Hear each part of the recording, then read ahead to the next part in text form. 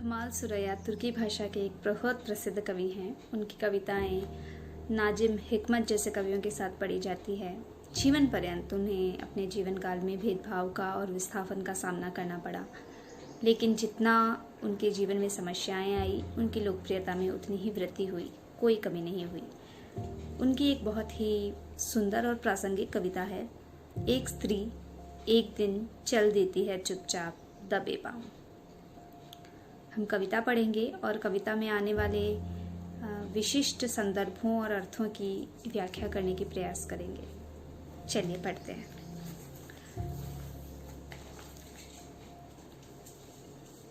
कोई स्त्री रिश्तों को निभाने में सहती है बहुत कुछ मुश्किलें।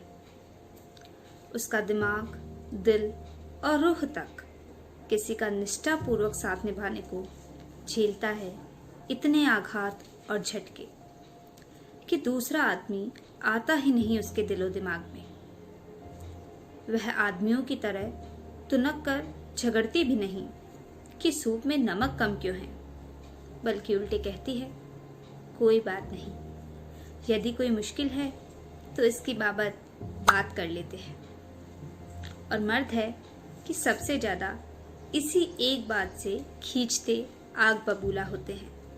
बातचीत ऐसे ही टलती जाती है, कभी मैच खत्म होने तक, नहीं तो फिर डिनर या फिर दूसरी गैर जरूरी बातों के बहाने।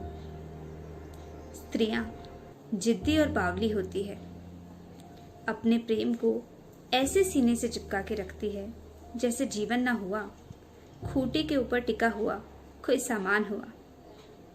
यही वजह है कि वे चाहती है तफसील से बातचीत करे और साझा करे अपना दुख दर्द।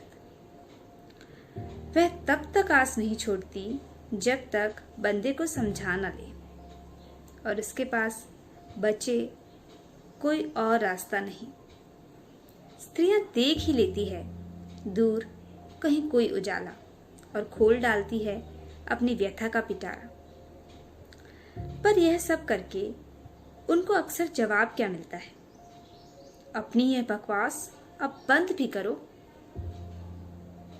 ये सब बातें उसको नाहक की चिक चिक लगती है और वह उनकी ओर कभी गौर से देखता तक नहीं, और इस तरह एक समस्या समाधान के बगैर छोड़कर देखने लगता है दूसरी ओर। आदमी को कभी एहसास ही नहीं होता कि यही अनसुलझी बात गोली की तरह आएगी और लगेगी उसके सीने पर एक दिन। आदमियों की निगाह में यदि स्त्री करती है गिले शिकवे या बार बार दोहराती रहती है एक ही बात, आदमी को समझ जाना चाहिए कि उसकी आस अभी टूटी नहीं है और रिश्ता उसके लिए बेशकीमती है। वो सब कुछ के बावजूद उसे निभाने को आतुर है, रहना चाहती है साथ, सुलझा के तमाम बदशक्ल गांठे, और इसी पर है उसका सारा ध्यान, क्योंकि बंदे से अब भी करती है बहुत सारा प्यार। एक दिन वही स्त्री चल देती है चुपचाप दबे पांव। यह उसके प्रस्थान का सबसे अहम पहलू है और जाहिर सी बात है कि आदमी इस बात को समझ नहीं पाता। बोलती, कुछ शिकायत करती और झगड़ती स्त्री अचानक चुप्पी के इलाके में प्रवेश कर जाती है।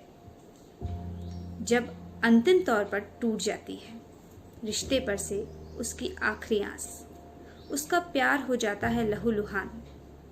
मन ही मन वो समेटती है अपना साजो सामान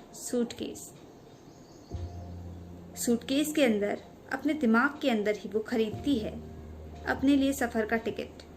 हालांकि उसका शरीर ऊपरी तौर पर करता रहता है सब कुछ यथावत। इस तरह स्त्री निकल जाती है रिश्ते के दरवाजे से बाहर। सचमुच ऐसे प्रस्थान कर जाने वाली स्त्री के पदचाप नहीं सुनाई देते, आहट नहीं होती इसकी कोई।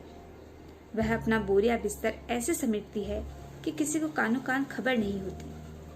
वो दरवाजे को भिड़काए बगैर निकल जाती है, जब तक सांझ को घर लौटने पर स्त्री खोलने को रहती है तत्पर दरवाजा। समझता नहीं आदमी उस स्त्री का वजूद। एक दिन बगैर कोई आवाज किए वह चली जाती है चुपचाप। फिर रसोई में जो स्त्री बनाती है खाना, बगल में बैठकर जो देखती है टीवी, रात में अपनी रूह से परे धर कर जो स्त्री कर लेती है बिस्तर में जैसे तैसे प्रेम, वह लगती भले वैसी ही स्त्री हो, पर पहले वाली स्त्री नहीं होती।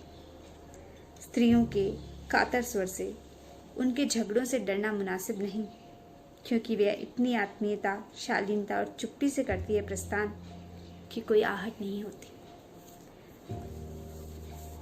ये एक ऐसी स्त्री है जो कहीं जा तो नहीं रही, लेकिन वह जा चुकी है, क्योंकि उसके होने में उसका होना अब बाकी नहीं है।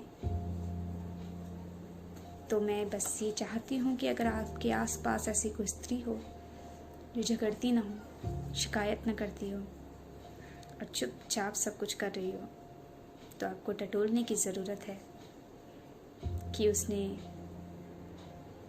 कब प्रस्थान किया।